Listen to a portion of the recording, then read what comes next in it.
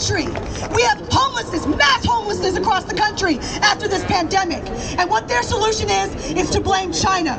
And so when we talk about racism, we have to talk about that. Why is it that the United States scapegoats us in America, Asian people in America? It's because, and you can take it from the Pentagon, you don't need to take it from me, but you can take it from the Pentagon, where they said that they're preparing for, quote, great power confrontation with China. You can look that up, that is real. And we need to recognize that this mission against Asia started in 2008 during the Obama era. It started back then, and it's continuing to this day. So when we're talking about why suddenly is all this anti-China propaganda happening, that's why. They're calling it a trade war. They're calling it an economic war. Joe Biden recently even said, you know, not on my watch will China rise.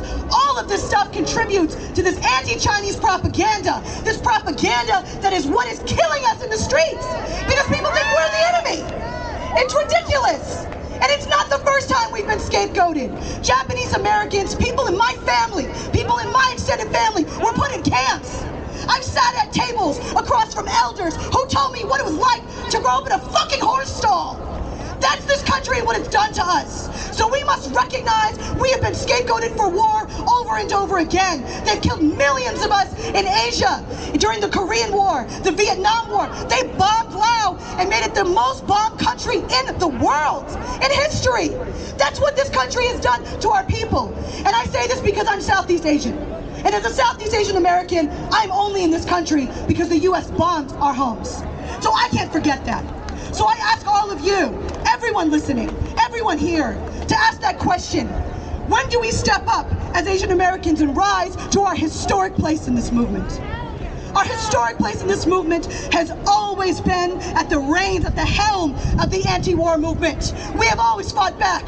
Yuri Kochiyama was an anti-war activist. Grace Lee Boggs was an organizer who fought for black liberation. We have always stood in solidarity with other communities, and we've always fought against war.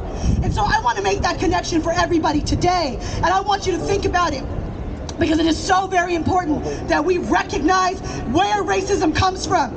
Racism does not happen in a vacuum. It happens literally because there is a system built to oppress us and to kill our sisters, our brothers, and our family back home. The Philippines is still a colony of the United States to this day. And so we have to rise up and demand better, because they have $700 billion for war, but they're telling us that they can't give us a $1,400 stimulus check. Tell me how that is. And they said it was $2,000, let's keep it real, it was supposed to be $2,000, but they gave us $1,400. That's what they think of us in this system. And I'll end on this. This fight isn't just about hate crimes. It's not just about racism. It's about what racism produces. And that's the conditions in our communities. That's the reality. I grew up in Cambodia town. I grew up in a town. So many, we don't talk about the fact that our communities are poor. Our communities are struggling. Our parents, our family members, people we love, every single morning got to wake up at 5 a.m. and they got to wait for that under the table car to come pick them up on the side of the corner. That's our communities.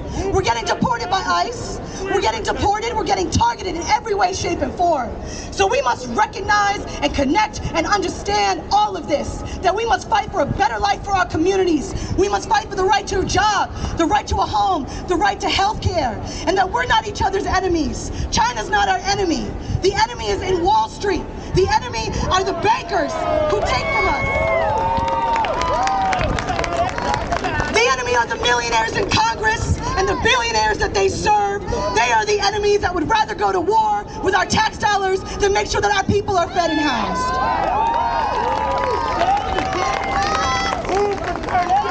So I implore you, and I ask you, let's build a movement together. Let's continue this movement. Let's continue to develop a movement capable of stopping the system once and for all, and ending the hate crimes, ending the racism, and guaranteeing us a quality of life that we deserve.